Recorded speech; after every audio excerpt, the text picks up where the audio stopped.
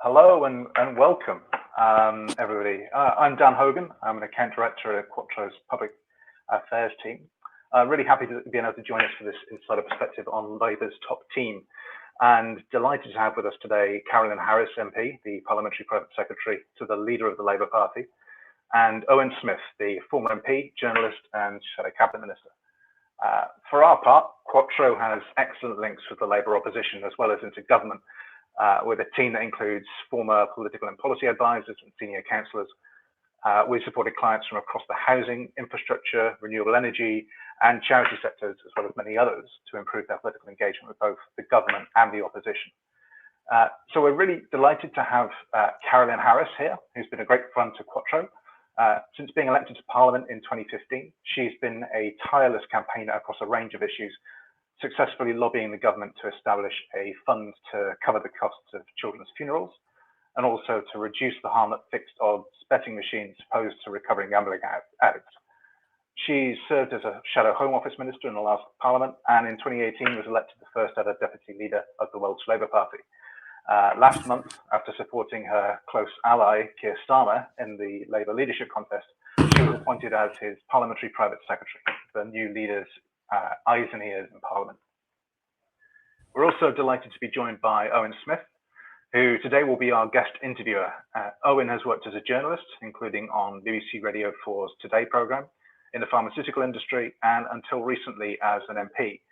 He served in a number of roles on the Labour front bench since 2010, including as Shadow Secretary of State for Wales, for Northern Ireland, and as Shadow Secretary of State for Work and Pensions in Jeremy Corbyn's Shadow Cabinet, a role he resigned from in 2016 before challenging Mr Corbyn for the leadership of the Labour Party. Unfortunately for Owen, and perhaps for Labour, Owen didn't win, and Jeremy Corbyn went on to lead Labour to 2 general election defeats, including in December, Labour's worst election result since 1935. Which leads us to the context of today's discussion. Because in the midst of the coronavirus crisis, last month, Labour elected a new leader. Sir Keir Starmer is a very different politician to Jeremy Corbyn, and we're already seeing him take a different approach in his first month as leader of the opposition. But after Labour's awful result in December, the new leader has his work cut out. So today we're going to talk to one of Keir Starmer's closest political allies in Carolyn Harris, about how Labour is moving on from the Jeremy Corbyn era, how it is approaching the role of official opposition, how it relates to business, and what it all means for the country at large. So while the first part of this webinar is going to be structured as a head-to-head interview, we want all of you to join in as well. So you'll see at the bottom right of your screen a button for ask a question. So please use that throughout the session to give us your questions to our guests, and also to vote upon the questions that you want to see asked. We'll come back to those later on. Now, you've heard enough from me, so without further ado, I'd like to hand over now to Owen and Carolyn to kick off the conversation. Welcome. Thank you. Thanks, Dan, and thanks to you and to Quattro for inviting us to take part in this day. Good morning, everybody. It's a new form of politics that we're engaging in. Carolyn's far more familiar with it than I, since this is the way in which Parliament has now been transformed into a grand webinar of some sort. I thought I'd start by giving you a bit of insider gossip as to what's going on in Parliament in light of the transformation into this grand webinar, because MPs are competitive beasts, and you will no doubt have seen that there has been competition between them as to how they deal with this new period of politics on the web, because whilst they're dealing with an incredibly important and worrying issue in COVID-19 most of the time, they're also, I think, suffering with the angst of having to let the nation into their living rooms to see what home looks like to them. And I know this has been worrying quite a lot of the MPs, and there has been noticeable competition between them as to how effectively they can display their erudition and learning by carefully curated backdrops to their the parliamentary things in the background. There's definitely been competition as to what volume of hardbacks you display over your shoulder to show just how clever you are. And other MPs I've noticed have been effectively trolling the opposition and indeed Parliament by displaying, overtly political symbols, Labour posters or busts of Churchill over their shoulder. The best moment, I'm told, and I didn't see this live, but I'm told that MPs have been instructed that they have to be online for 90 minutes, unlike the 9 seconds I had trying to make my computer work, before their online question sessions go live. And most of them have been sitting there. Some have been a bit more impatient. I'm told that one MP, who shall remain nameless, in one of the culture questions, decided that they were going to get their partner to sit there for a bulk of the 90 minutes because they weren't prepared to sit there twiddling their thumbs. And Parliament asked who this person was, to be told, oh, they were the partner of so-and-so.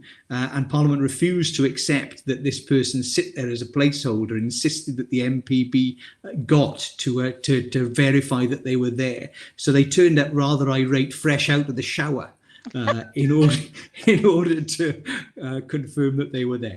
Not something that our guest today, Carolyn Harris, would ever be caught doing, because she is always immaculately turned out and impeccably curated. She's also, of course, very familiar to anybody who's watched the Labour Party over the last decade as one of the real rising stars of the current Labour movement, someone who's been incredibly effective on the back and the front benches, and is now right at the heart of the current administration as Parliamentary Private Secretary to the Leader of the Opposition, Sir Keir Starmer. She's in a great tradition there of Parliamentary Private Secretaries. There have been many PPSs to the PM or Leader of the Opposition who've gone on to do great things. Famously, Alec Douglas-Home was PPS to Chamberlain. Peter Shaw was in Labour circles PPS to Harold Wilson in opposition and then in office. So that's hopefully the route that Carolyn is going to follow. What she may not be aware is that the role of PPS does require that in certain circumstances the PPS stands in for their minister, in her case the Leader of the Opposition, at questions. So if people are indisposed, Carolyn could well be doing PMQs sooner rather than later, and we know she'd be brilliant at it. Oh, let me at him.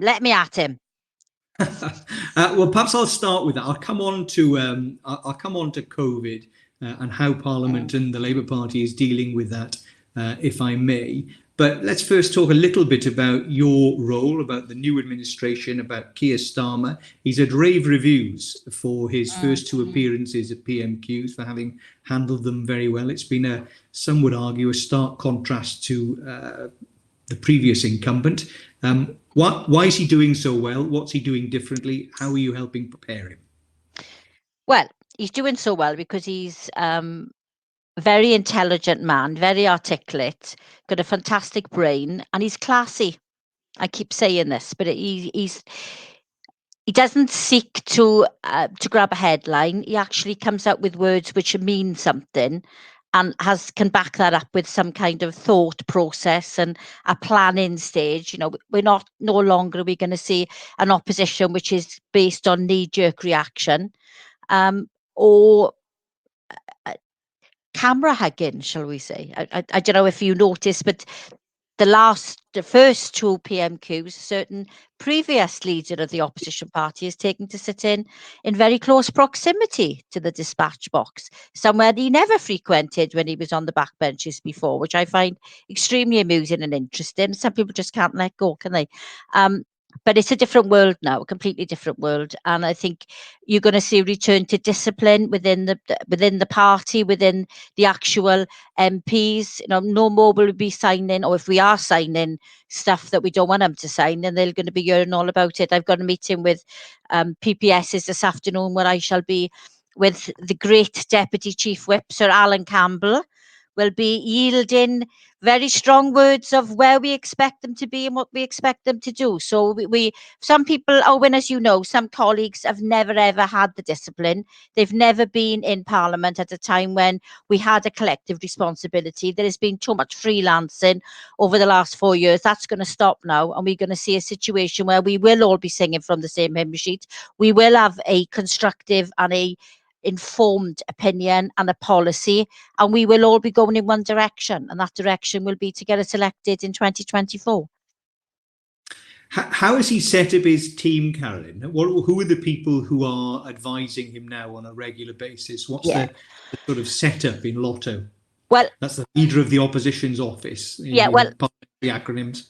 Yeah, unfortunately, I've not been physically in the building since lockdown. Keir has been there on occasions. He will go in for PMQs, and when he has to do important Zoom meetings, he will go in. But a lot of stuff is being done from everybody's home. I think most people who are actually working in the office have been in there at some point or other. He's taken a lot of his team from when he was the Shadow Brexit Secretary, or from when he first came into Parliament. So he has people around him that he trusts implicitly, people who understand how he works. He's quite a complex person in that he has a phenomenal work ethic. I don't think I've seen anyone with a work ethic like Keir has. I mean, whereas we all like to wing it sometimes, I've never, ever seen Keir wing it. When he talks, he has the entire grasp of the situation. He reads documents like I've never, I mean, speed reading's got nothing on it. He's absolutely phenomenal. That's going to be coming from his legal background.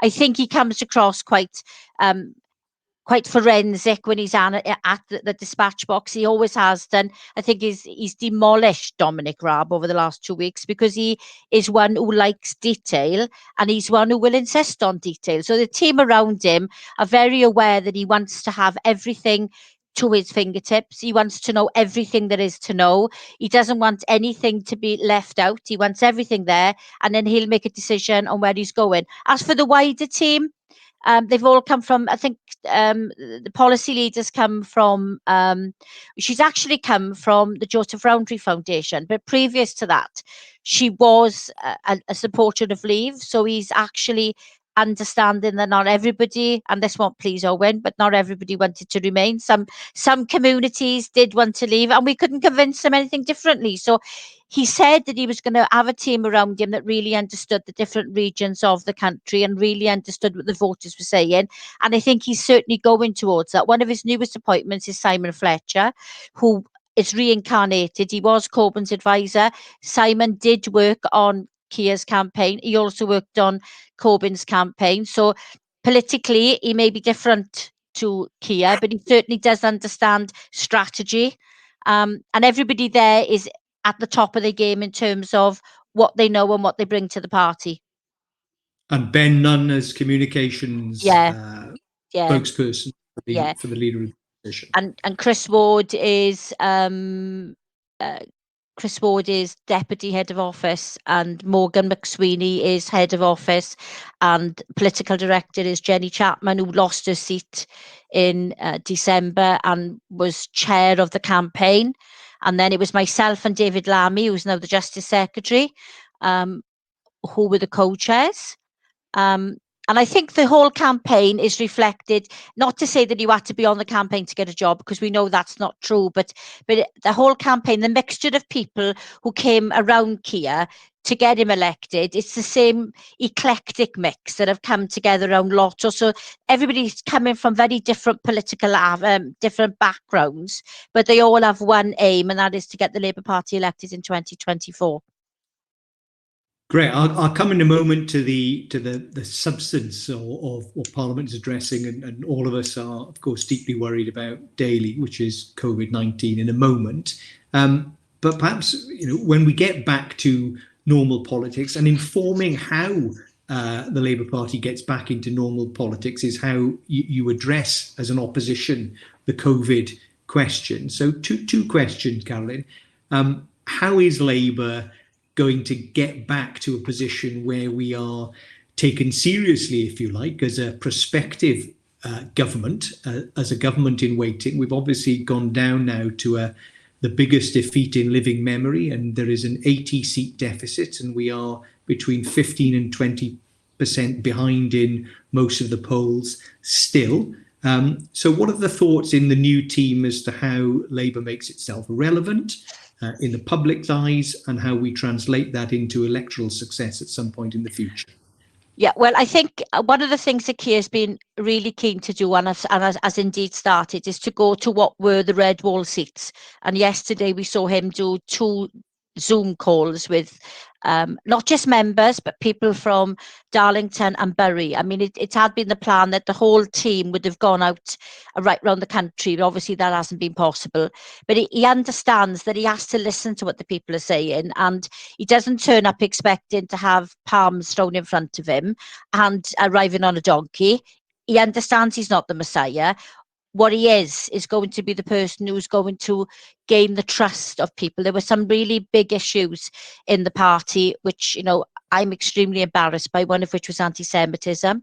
You never expect that you were going to get anti-Semitism coming up on the doors in Swans East.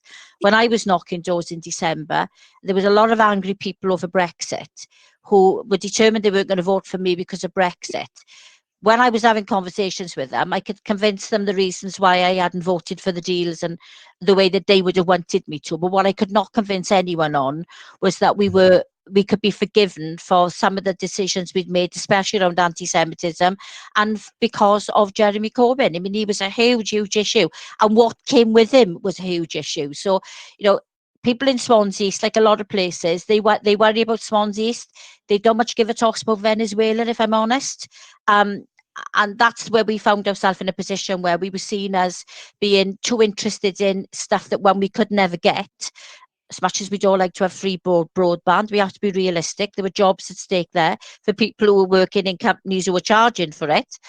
And everything that seemed to be coming out was just something that, you know, you just couldn't believe. I was terrified what was going to come out the next day. You know, what was our next promise? By the time we got round to 1950s women, and we were offering £58 million, and I was the person who was going to have to say, look what we're doing for 1950s women, I did it with trepidation.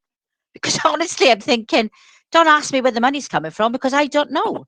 We will never be in that position again. I mean, Annalise Dodds was on Question Time last night, and I mean, she's given a really good account of herself up until now, but she was quite honest and said that the fiscal policies have not just been bad over the last 10 years. We didn't have any preparedness for what has happened now, going back 20, 30 years. We can't ever be in that position again. So whatever we do, whatever we promise, has to be something which we can deliver on. Austerity hasn't worked, so we have to find a way of investing in public services and investing in the need of the region to make sure that the North gets what it needs, that Scotland gets what it needs, that Wales get what it needs. I mean, the Barnett formula is something that needs a very strong and stringent conversation around. But we're not going to be talking about stuff that we're never going to be delivering. We're only going to be talking about stuff that we can deliver to build the trust of people. And when we get it wrong, and when we have got it wrong, we will apologise for that.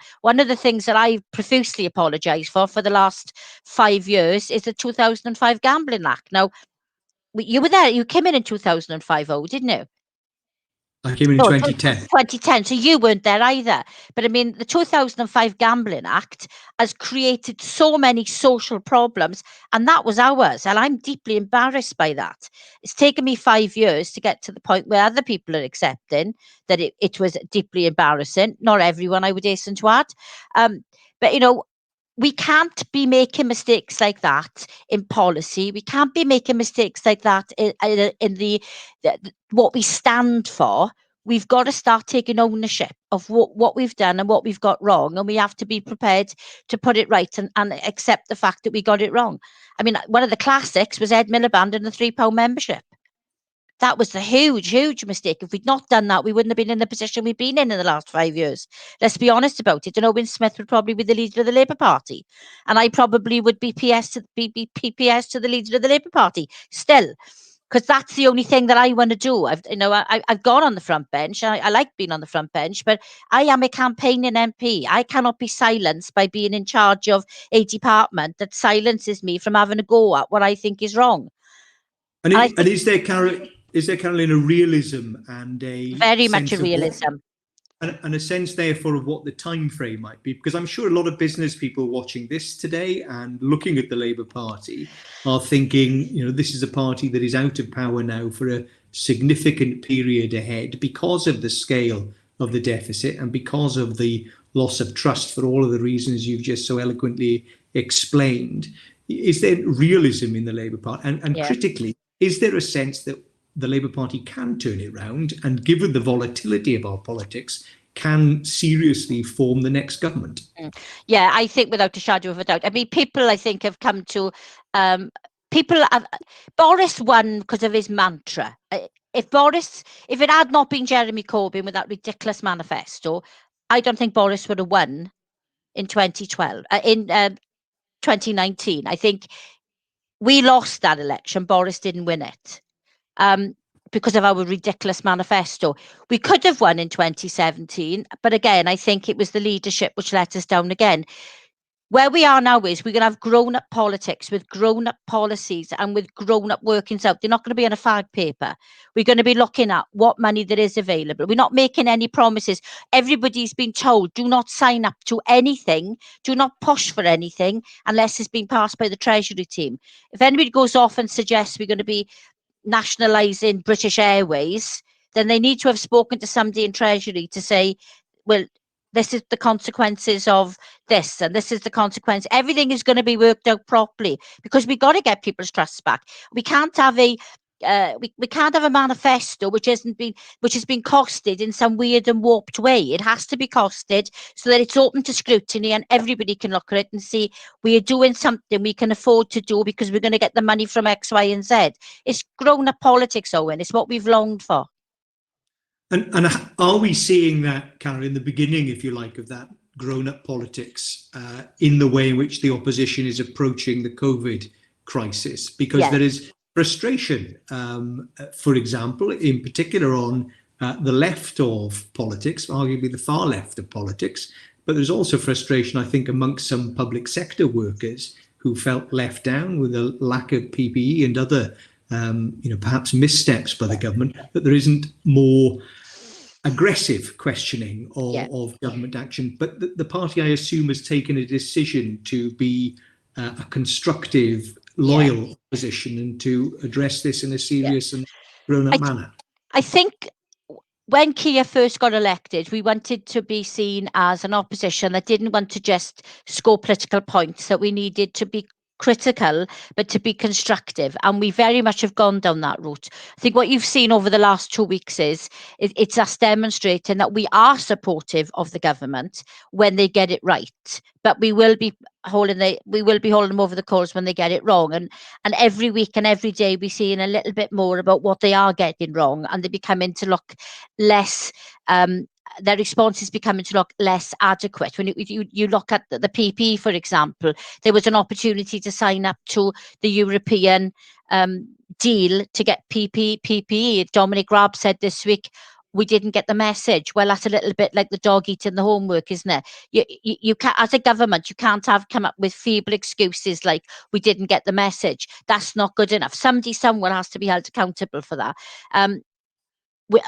There are a lot of companies in the United Kingdom who have come forward with offers of PPP and as well as ventilators.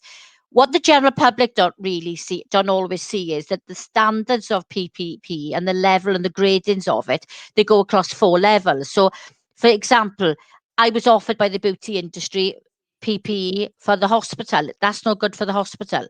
At best, that would be for someone, maybe the police who were doing a routine call. So there are bad things that have gone on, but not everything is as it seems. I think the press have to accept that they've played a role here in creating, in some cases, unnecessary moral panics. This morning, I've been on the phone to someone who's obviously obsessed with watching the news, and I've had a rant about 5G. And where the masks are going on. The media are creating situations where people are absolutely terrified about stuff that isn't really, not to say it's not as bad as it appears, but it's not quite how it's portrayed. But more and more and more, you'll see that Labour front branches are going to come out and they're going to be coming out with suggestions Keir spoke to Boris several times before he went into hospital, and he spoke to him again when, he spoke to him the day that the baby was born. And he is talking to Boris on a regular basis. So we don't want to be criticising and forgetting it wrong. We want to be giving them alternative ways of doing it, so that at least we are being constructive and not just chucking stones.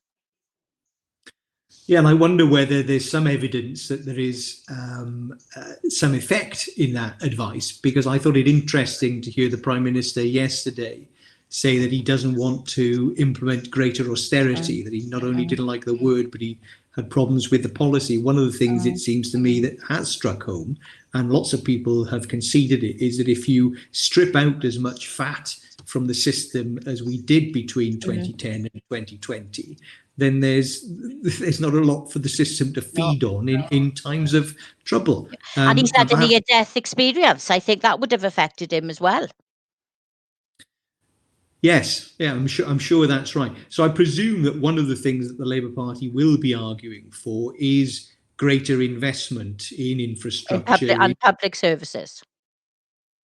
And what about the attitude, therefore, towards business? Because that's clearly been a real Achilles heel for the party that we've seen, from Ed Miliband onwards. I think business as part of the problem, not as we ought to be thinking, as business as certainly part of the solution. Yeah.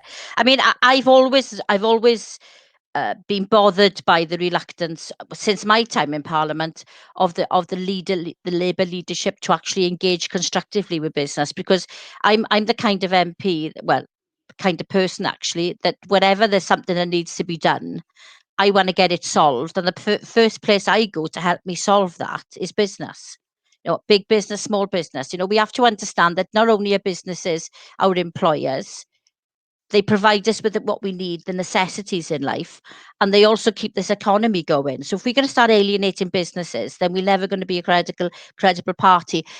Keir's already talking to businesses. He really understands that we have to build a strong relationship with all kinds of businesses. They've got knowledge and they've got power that we need to have a taste of, so that we can understand how the economy could be in 5 years' time, and certainly how the economy is going to be, and how the job situation is going to be in 5 months' time after the COVID crisis. We are talking to people now who were buoyant 2 months ago and are now absolutely devastated that their business is going down the pan. Even big companies are fearful. And we can't nobody can be a victim of this, because if we let one fall, we could lose 1,000 jobs.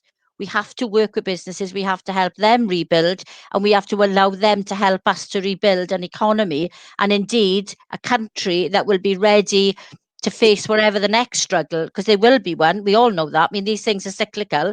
We've had the global crash. Now we've had a pandemic. What's going to be next? But, business are absolutely vital to the way that we run as an opposition. And does that require, Carolyn, that there is a job of work undertaken within the Labour Party to educate members, and through that, to change perceptions of the party? Yeah. Because you will know, for example, in recent memory, one of the impediments to my succeeding as leader of the Labour Party was the criticism I attracted from some within our movement for having been a director in a couple of pharmaceutical.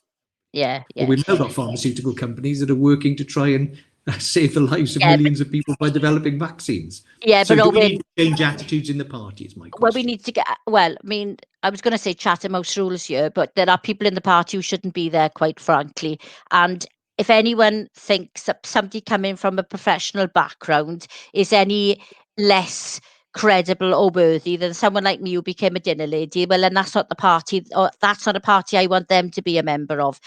The problem with this party is it's ripped itself apart. For over the last 5 years, we've seen factionalism like you can't imagine. Owen, we've had fear. We've had MPs in fear. Me, for one, we've all been in that position when we're afraid to speak our mind, fear of repercussions. Those days are gone. I mean, the tea room is a delightful place now, by the way. We all speak our mind, which is a bit of a rarity.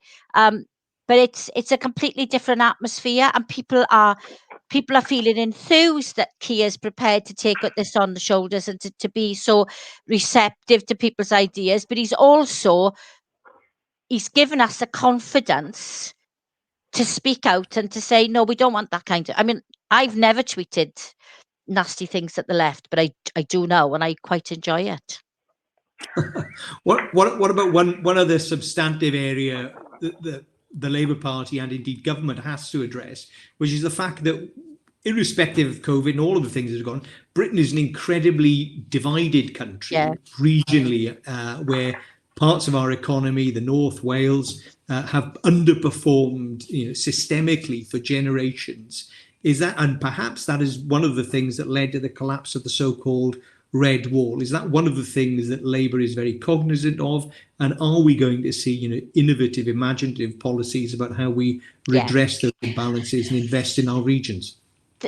We will invest in the regions. That's absolutely vital. But I don't think we can ever get away from the fact that we lost a lot of seats in the North completely down to mistrust.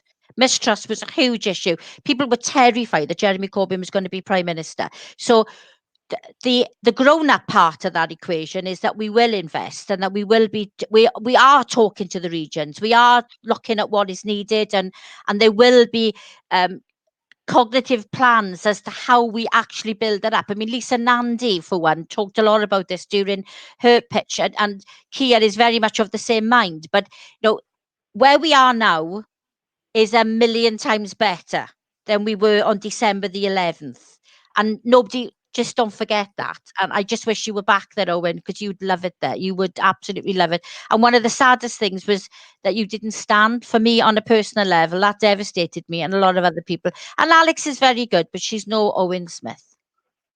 Well, that's very kind of you to say. I can see Dan Hogan. There's only one Dan Hogan has come back in. Dan, did you want to rejoin us? Oh, yes. Thank you very much for that sort of tremendous insight into how Starmer's new front bench is shaping up, and the priorities that Labour's going to have going forward with COVID-19 and beyond. Now, I'd like to take a few questions from our audience. We've had some pre-submitted ones. One for Carolyn first, from Malcolm Fleming at the Lotteries Council. Hello, Malcolm. So, isn't that Paul O'Grady's line? Yeah. He says you've been a great advocate of both tackling problem gambling and of reforming the laws relating to charity lotteries so they can raise more for good causes. Now, while recognising that charity lotteries are regulated by the Gambling Commission, and they've always needed to take the issue of problem gambling seriously, what do you think can be done to ensure that charity lotteries aren't negatively impacted by policy changes that are more about big betting companies?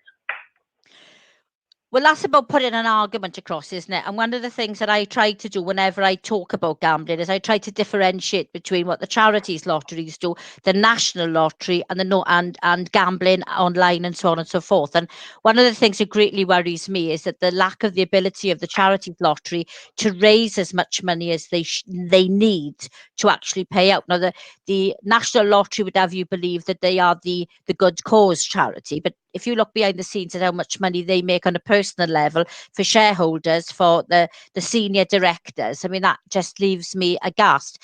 They have a really bad reputation with online stuff. Their online operation is no better than 365 Ladbrokes, William Hill, the rest of them. That to me is not good practice. One thing I would say, there are some people who have good practice online, and I'm always very keen to say, like Tom Bowler, I've got a really good mechanism for dealing with problem gambling, and I shouldn't imagine that charities lotteries get much problem with problem gambling, because your maximum you can spend is £10. So when a gambling company or an activity associated that involves gambling, like a lottery, then I'm always very quick to champion the fact that they need to be recognised for the good, as much as I'm very, very, very, very quick to criticise the bad. Thank you. I've got a question, sort of building up to another one that we've had in from Councillor Mandy Shilton-Godwin at Manchester City Council, which I'll read in a second. But before I get there, one of the first things that Keir Starmer did when he became leader was to phone Nick Forbes, who's the leader of the Labour group on the LGA, That's a big signal that he intended to take local Yeah. government more seriously. Do you expect that approach to continue? Right. Well, I can share with you that we've had 3 shadow cabinet meetings, and Nick Forbes has been invited to 2 of them. So that wow. tells you the commitment that Keir has got to. We never ever thought that we were going to be able to do this on our own, and the local authorities are the frontline service here. They're the ones who take the biggest hit. They're the ones who have stepped up to the plate during COVID, and they've had to find money which they didn't think they had to start with, and they are the ones who are having to deliver on at a really difficult time. Under normal circumstances, they do a phenomenal job, and they are much maligned and do not get the recognition they deserve. But Keir very much wants the local authorities, both the Welsh local authority, the English, every local authority, to actually play an active part in how we restructure the party, and certainly how we move forward on really important agenda, which we need to build the trust in us as a party, and that will take us down to parish councillors. Everybody has a voice, and everybody will be heard. Okay, another question related to that, which I mentioned. So this is from obviously very important to councils and also to the businesses that work very closely with them. So from Councillor Mandy Shulton Godwin in Manchester. So it's still likely at least 4.5 years from that Labour will be in power at minimum. But how will the new Labour front bench be pursuing the case for increasing devolution of powers to local government, combined authorities, and how will they be able to generate funding without having to go through the Treasury?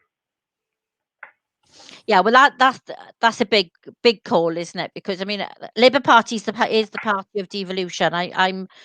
Owen and I are both Welsh politicians, or were Welsh politicians, and we understand devolution. I'm not. Well, you're right. You escaped, but in Wales, we do have tax raising powers, but we have not used them yet. It's a very difficult call to shout on raising powers when you start having differentiation on tax raising powers, and they are reluctant to use it for obvious reasons. Owen, what would you say about that? Well, I was Shadow Welsh Secretary for several years and Shadow Northern Ireland Secretary, and I was a special advisor in both Wales and Scotland, and at number 10 in respect of Wales and Northern Ireland, number 10 in respect of Scotland. So it's something I've thought about for the last 15, 20 years. And my view is that the Labour Party has always taken the easy route with devolution, which is to, as the Tories have done in recent years, which is to champion the idea and to talk warmly about it, but to not really think through the implications of which frankly inevitably ends up with Mandy's very well put question, which is how do you actually make sure that you've got money and ability, powers to sit alongside the perception that is created in local communities that devolution means that you should be able to do more at a local level without raising more tax at a local level. You can't. And the danger in allowing disaggregation of our tax base and allowing different parts of the country is where I was earlier on, which is different bits of our country perform incredibly differently. So a classic example was devolution of taxes relating to property or land. Now, Wales has stamp duty. Well, stamp duty for Wales raises millions. Stamp duty for London, were it to be devolved to London, would take billions out of the national exchequer. So the differential impact of devolving different taxes, both in terms of what you can deliver centrally as well as what you can deliver locally, needs to be thought through. And you can't just be glib about it, which is just to say devolution is net a good thing, a positive thing, always and forever. There are some downsides that attend that. And I think we've got to get it right. The next Labour government will probably be the government that tries to take our asymmetric and slightly inefficient devolution system and tries to get it right. One of the things that absolutely must happen is there needs to be a greater understanding in Westminster of what devolution means and what devolution is delivering and what it can't deliver in different parts of Britain.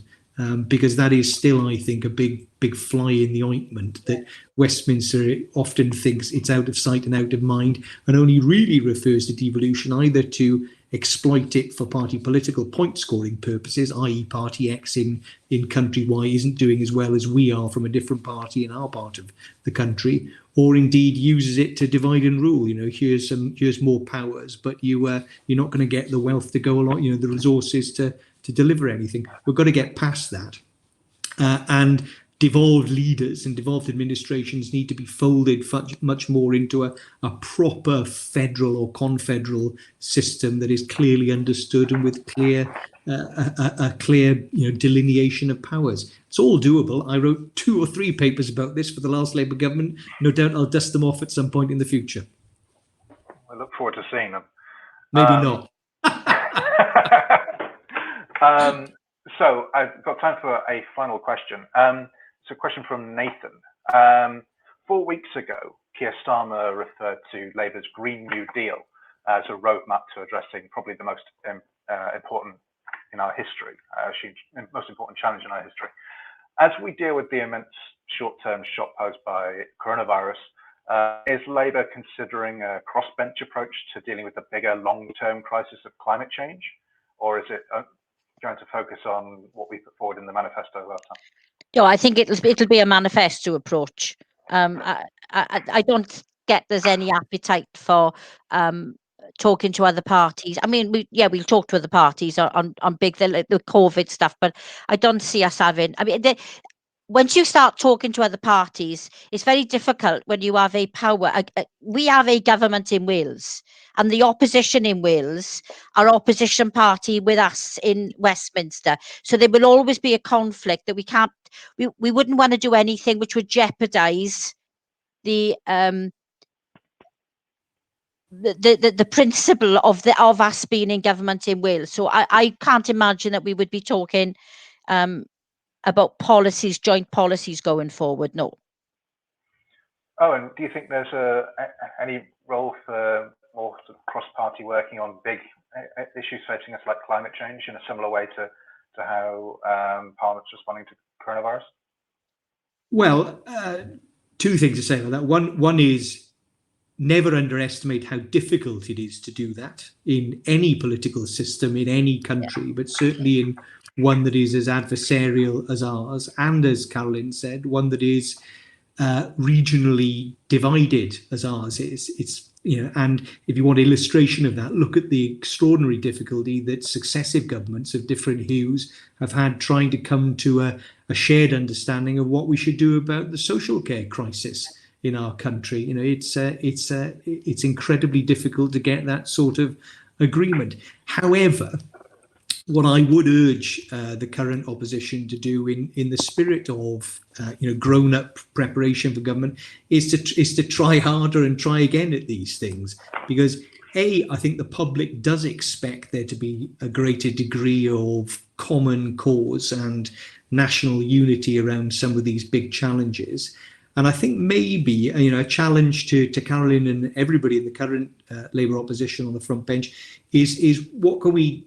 How can we use this terrible crisis that we're living through as a springboard to perhaps try and change the nature of our politics? There's lots of pieces being written in the papers by commentators about how our lives will change, and I'm sure that's right in all sorts of ways as a result of COVID. Well, one of the positive things that could change is perhaps politicians could try and be braver and less party political in coming together to solve some of these big crises. And the biggest of all, as our questioner said, is climate change. It would be a perfect example of where there ought to be a greater degree of common cause. And I hope perhaps out of COVID we might be able to find it.